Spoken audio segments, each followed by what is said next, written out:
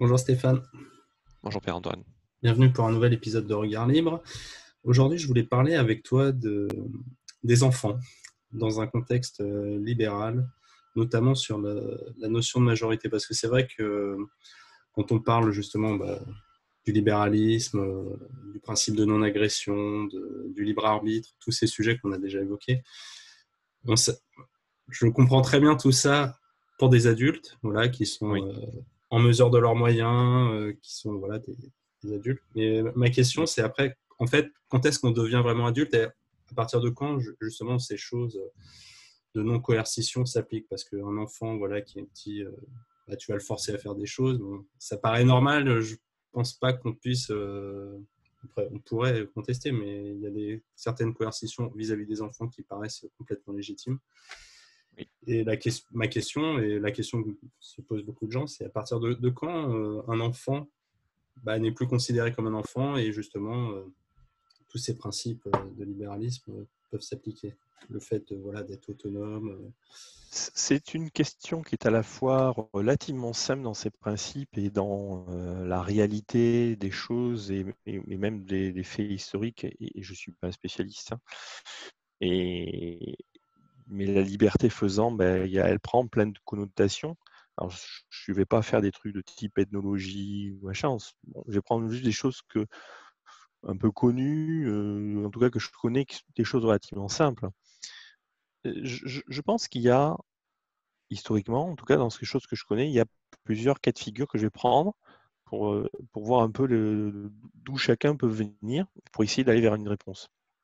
Il y a le premier cas qu'on connaît, toi et moi, qui est celui du droit positif que nous subissons aujourd'hui, qui en France avance l'âge légal de majorité, déjà un concept, qui était à 21 ans quand j'étais gamin. Je suis la première génération qui est passée à 18 ans avec Giscard.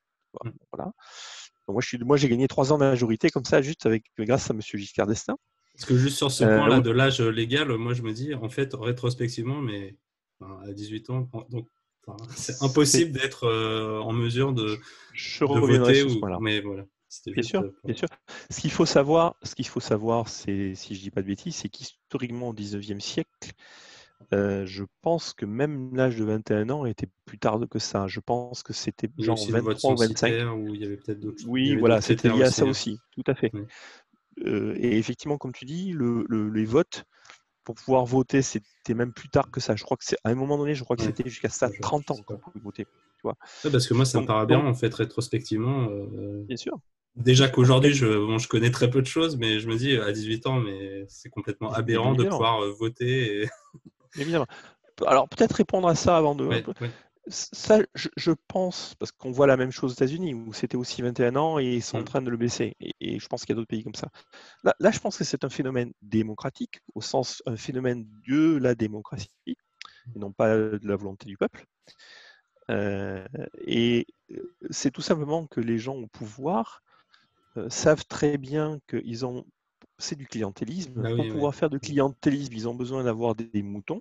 Ils ont besoin d'avoir des gens qui votent qui sont des imbéciles, qui ne savent pas justement voter avec grande intelligence et grande culture. Tout l'intérêt qu'ont les politiciens, c'est d'avoir de plus en plus d'électeurs qui soient de plus en plus incultes, Ouais. non formés, irresponsables et inconscients. Et Et je qui pèse mes réagissent à mots. l'émotion, et voilà. Exactement. Donc, plus tu vas baisser l'âge de vote, plus tu rapproches justement d'une immaturité moyenne. Ouais. Évidemment, il y a des gens qui sont là, mais en moyenne, tu baisses le niveau de maturité et donc tu augmentes la capacité des gens à réagir au clientélisme. C'est ça la Ouais. raison, hein, de la baisse Ouais, non, mais de on le voilà. voit, en plus, c'est toujours bon, c'est pas parce que, bon, à droite aussi, ils sont clientélistes, mais on voit que c'est souvent les gens de gauche qui vont pousser, de baisser l'âge de Mais, vote à 16 mais ans. oui, mais C'est oui, vrai quand on entend voilà. à 16 ans, mais bon, Il ne faut pas chercher plus loin. Je c'est pense que la hallucinant. raison, c'est celle-là, hein. Oui, oui. Et si tu prends l'histoire, ça a doucement, doucement baissé, mais c'est pour cette raison-là. C'est pour avoir de plus en plus de gens qui votent et qui sont de moins en moins capables de s'opposer en fait par le Ouais, vote. En fait, c'est ça la ouais. technique. Bon, Non, mais mais ouais. revenons. Donc, il y Ouais. a un premier cas qui est donc l'âge légal, qui bien sûr, on l'a compris toi et moi, veut dire que oui, c'est bien gentil, c'est à peu près ça. Historiquement, ça faisait à peu près sens. Les gens, effectivement, à 21 ans ou à 18 ans sont à peu près matures, mais ils sont certainement moins que des gens à 30 ans. Personnellement, j'ose dire et j'assume de dire que je considère que je suis vraiment devenu mature à 35. Tu vois, bon. Mais bon, on sait tous que de toute façon, le problème, c'est en fait, c'est l'uniformité. Tout le monde ne devient pas réellement mature, ni avant 18 Ouais. ans, ni après. Donc, c'est complètement arbitraire et aléatoire. C'est le premier cas de figure, c'est celui du droit positif. Que je sache, il y a un autre cas un peu extrême, mais qui a une réalité. Il y a tout un tas de situations où des enfants qui s'enfuient, etc., vont s'émanciper. Et parce qu'ils vont s'émanciper, pardon, fuir, partir, de facto vont se mettre dans une situation, déjà à l'acte d'émancipation, puis il va bien, s'étant émancipé, ils vont être obligés de vivre, de s'assumer, ils le feront plus ou moins bien, etc. Mais de facto, ils se mettent dans une situation de responsabilité, ils seront acceptés plus ou moins, mais ils finiront par être acceptés par les gens avec lesquels ils interagissent.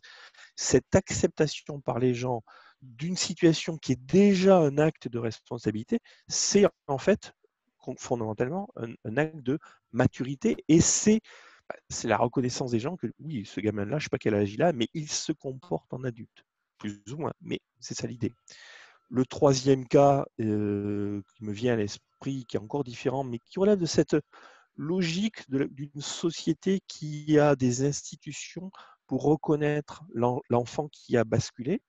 Tu sais, je ne sais pas quelle tribu, mais toutes ces tribus qui ont des rites, Ouais, je initiatique. ne sais pas comment ça s'appelle, mais d'initiation, tu Ouais, vois. d'initiation. Ouais. Voilà. Tout ce qui peut être les rites initiatiques, en gros, justement, le gamin, parfois, il est soumis à une épreuve, il doit résister à la douleur ou des choses de ce type-là. Tout ça est justement un test ultime, parce qu'en général, quand un gamin il est soumis à cette cérémonie, voilà, c'est qu'il a été accompagné et qu'on l'y a mené. Mais le test de la douleur peut être un test ultime, effectivement, de capacité.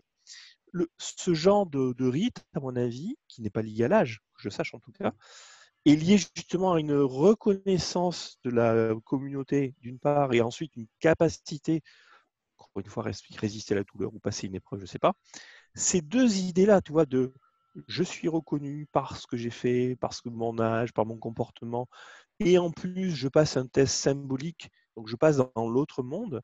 Je pense que c'est les réponses classiques que, en gros, la plupart des sociétés, que je sache modestement, ont mis en place. Pourquoi je dis ça? Parce que fondamentalement, la question, là, on l'a dite, si tu veux, hein, c'est on devient adulte, fondamentalement, si je prends cette fois-ci une logique de droit naturel, je suis adulte quand je suis dans une capacité que je le montre ou qu'on me reconnaît, avoir la capacité à être responsable de mes actes et de moi-même, c'est-à-dire à montrer que je suis capable de respecter spontanément le principe de non-agression. C'est ça, être responsable, c'est ça, être adulte. Je peux le refaire. Être adulte, c'est dans la société, se comporter et être reconnu comme se comportant, comme quelqu'un qui est capable de, et qui en général spontanément, tend à respecter le principe de non-agression. En gros, je suis civil, je respecte les autres, je ne vole pas, je ne tue pas, je ne cherche pas à nuire spontanément.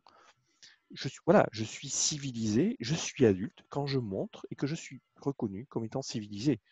Maintenant, est-ce que ça arrive à 15 ans, 16 ans ou 35 ans? Voilà. Je pense qu'il est important, c'est ça, c'est quoi un adulte? Et un enfant, c'est quelqu'un qui, pour le moment, n'est pas encore adulte.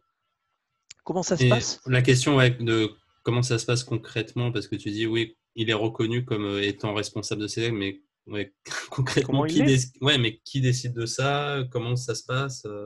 Ben ça, Parce que là, c'est là, là où en fait, ce qui est dur à imaginer, c'est qu'actuellement, bah, c'est que tu as un papier signé, une carte d'identité, et voilà, délivré par quelqu'un que tu ne connais pas, que tu n'as jamais vu, donc on ne sait oui, même pas d'où il peut oui, juger ça. Mais oui.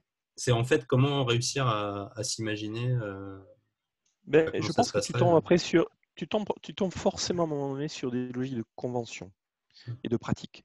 Soit tu n'as pas de convention et de pratique et le gamin devenu adulte se comporte et en fait, si tu veux, il va être amené à faire des affaires, parce que vivre, c'est faire des affaires, c'est Ouais. échanger. Hein. Ouais, c'était On en peut fait pas une question que j'allais te poser ensuite, c'était est-ce qu'en fait c'est vivre, pas c'est le fait échanger. de travailler, en fait, de pouvoir se subvenir à ses propres besoins. Est-ce que c'est pas ça en fait le critère vraiment Oui, oui, extérieur où tout on à peut fait. vraiment juger Bien sûr. Tout à fait. C'est le gamin, bah, il va faire ses courses, il va aller Hmm. travailler, il a un boulot, il a un chez-soi, il organise son chez-soi, il se comporte en adulte et tout le monde le voit. Toi, Hmm. chacun à son niveau, les interactions que tout le monde peut avoir avec lui constate qu'il se comporte en adulte et donc il le respecte. Et donc, quelque part, ça peut être une situation complètement implicite. Personne ne lui dit t'es adulte, mais en fait, Hmm. tout simplement, le fonctionnement fait qu'il est adulte et à un moment donné, la question ne se pose plus, tout simplement. Ça, c'est le cas où il n'y a pas de rite particulier, où il n'y a pas d'institution Bien sûr. particulière. Ouais. Et puis, tu peux imaginer dans une société, alors prenons une anarchapie, une société libérale, forcément, une société libérale, il y a un contrat. Hein, donc, quelque part, il se faudra bien prévoir, et je pense que c'est une de tes questions, dans une société libre, il faudra bien prévoir que l'enfant qui est né, qui n'a pas de signé de contrat avec, etc., à un moment donné, en tant qu'adulte, devra signer un Ouais. contrat. Que le Il y a tout consentement un... justement d'être à cet endroit, enfin ouais, d'être dans une cité-État ou Oui, dans un truc, voilà, ça sera tu habites à involontaire. Saint-Mandé. Ouais. Tu Ouais. habites à Saint-Mandé, il y a un propriétaire de Saint-Mandé, il y a la copropriété de Saint-Mandé. Toi, tu as un contrat avec la copropriété de Saint-Mandé, tu fais des gamins, tu as un règlement à l'intérieur qui prévoit qu'à un moment donné, si tu fais des gamins, ces gamins sont pris en charge. Voilà. Si les gamins doivent devenir adultes, alors ça veut dire qu'ils doivent eux-mêmes signer un contrat selon un protocole qui a été prévu à cet effet. Je ne sais pas ce qu'il y aura dedans, peu importe. Mais évidemment, et ça c'est la question classique du contrat social. Hein, Oui, dans c'était, une, oui, on y vient forcément là. C'est bien sûr, le contrat social, voilà, on l'a. dans une société libre où tout est fait de contrats, d'une manière ou d'une autre, le contrat social existe et il est signé. Alors, il peut être signé, il peut être impliqué. Il y a tout un tas de mécanismes pour faire ça, mais schématiquement, il existe, il est explicité, il y a un contrat et il est signé. Le gamin qui, par définition, pardon, tant qu'il n'est pas adulte, est couvert par le contrat de ses parents, d'accord? Il est en tutelle vis-à-vis de ses parents, et c'est le contrat de ses parents qui le porte, mais ce contrat prévoit de qu'est-ce qui se passe quand il y a des gamins. Et le contrat, à un moment donné, à un moment donné, selon des critères X, Y, Z, c'est le gamin qui doit signer. Alors, est-ce que c'est le gamin qui spontanément demande à signer? Possible. Est-ce que ce sont les parents qui présentent le gamin à la signature? Possible. Est-ce qu'il y a un quorum de gens dans la communauté qui vont dire oui, ce gamin, on le connaît bien et c'est un gentil gamin, nous proposons qu'il soit. On peut Mm. imaginer tout un tas d'institutions. Ce qui est important, c'est qu'il y ait un processus connu à l'avance, que tu auras signé pour tes gamins, qui aura été défini, auquel d'ailleurs tu auras peut-être participé à la définition, c'est possible, et que le gamin, à un moment donné, signe son contrat, et c'est ça qui fera de lui un adulte dans cette communauté. Bien sûr, s'il va ailleurs, il faudra qu'il signe un contrat, c'est une autre histoire, ça. Mais voilà ce que je pense qu'on peut dire sur le sujet. Il y a les pratiques telles que je les imagine, je les connais un petit peu historiques, traditionnelles, etc. Il y a le principe du gamin, il y a les faits, etc. Et puis la société libre, d'une manière ou d'une autre, c'est un contrat social à signer. Enfin, un contrat social, c'est pas un contrat social, hein, c'est un Ouais, contrat c'est un vrai contrat, pur, voilà. un Bon, vrai et contrat. c'est pour faire Ouais. l'analogie avec le fameux contrat Oui, le social. fameux contrat social que personne n'a vu. Voilà ce que et Je- selon des modalités qui pourront bien sûr varier. Peut-être qu'au Liechtenstein, on te dira que de toute façon, tu ne peux pas signer ton contrat si tu as moins de 30 ans. J'en sais rien. Pourquoi pas? Ça existait dans l'histoire. Donc pourquoi pas? Après, j'avais juste une autre question. Bon, c'est pas exactement le sujet, c'est sur la protection des enfants en fait. Parce que Je n'ai pas compris. sur la protection des enfants, sur le fait de, justement, s'il y a des abus des parents sur les enfants, comment ça pourrait se passer dans une société libre? Parce que moi, c'est souvent une question qui revient sur ça. C'est OK, toutes vos histoires, c'est super, mais en fait, pour les enfants, ça marche pas du tout parce que si un enfant se retrouve avec des parents Oui. tortionnaires, Mhm. voilà, il est livré à lui-même parce que Mhm. ses parents, La quelque réponse part, est sont assez possesseurs. simple. Ouais, vas-y. Ouais. La réponse est assez simple. Enfin, le principe de la réponse, hein. Après, il y a une infinité, bien sûr, de cas de figure, mais le principe de la réponse est assez simple. Dès qu'on parle de droits naturels et de droits des enfants, etc., on ne peut pas parler de droit si en même temps il n'y a pas un devoir quelque part en rapport. Le fait que tu aies un droit, toi, Pierre-Antoine, et tes gamins suppose que la communauté à laquelle tu appartiens a un devoir par rapport à ça. Tu sais, le fameux truc où on dit que les gamins sont propriétaires d'eux-mêmes, c'est le bon vieux truc du droit naturel, ça. Ça veut dire quoi? Ça veut dire que c'est pas, tu en es pas le propriétaire exclusif, tu en es le tuteur, tu en es responsable, mais tu n'en es que tuteur. Là, il y a un droit de propriété aussi de la communauté. La communauté dans laquelle tu vis, ton Saint-Mandé, dans le contrat que tu as signé avec Saint-Mandé s'engage à t'apporter une protection et aussi à apporter une protection à tes gamins. C'est-à-dire qu'eux, ils prennent le devoir de reconnaître leur devoir de protection de toi, mais aussi des gamins, malgré toi. Oui. Sinon, c'est plus de la protection, malgré toi, selon des modalités qu'on peut. Mais fondamentalement, le droit de l'enfant, c'est ça. C'est pas le total, les parents font ce qu'ils veulent. C'est pas si simple. C'est une tutelle, c'est pas une pleine propriété. C'est toute la Alors, nuance je vais que te dit sortir là. Rochbard. Ouais. Vas-y, pardon. Non, mais on va t'objecter, on va dire, oui, mais alors moi je pourrais imaginer des parents qui vont aller spécifiquement dans une ville où ils savent que la ville n'offrira pas de protection aux enfants, comme ça ils pourront faire leur Qu'est-ce que tu veux délire. que je réponde Qu'est-ce que tu veux que Non, je mais réponde parce que à une bêtise pareille? Non, mais on en a toujours oui, mais ces c'est un objections. argument, c'est une objection qui n'en est pas une, parce que la réponse est, et tu imagines sincèrement qu'une ville qui propose ce genre de droit va être une ville qui va être pérenne, qui va durer dans le temps. Peut-être qu'il va y avoir un afflux de jobards qui va venir pour tuer leurs enfants, possible. C'est possible, mais si tout le monde tue son enfant dans cette ville, elle Elle va durer combien de existera temps plus. cette ville? Une génération après, elle n'existe plus. Donc, c'est quoi c'est du fantasme. C'est des gens qui prennent des trucs complètement extrêmes qui n'ont juste aucun sens. On peut toujours détourner les arguments avec des trucs totalement extrêmes. Oui, oui, c'est possible, bien sûr, c'est possible. Ça n'a juste aucune vraisemblance. Et puis, tu sais, même moi je dis c'est mieux parce que une ville comme ça c'est un trou noir. C'est-à-dire que tous les joubards iront là-dedans, ils n'auront plus de progéniture et donc le darwinisme se fera Social. tout seul. Tu vois, donc c'est juste ridicule.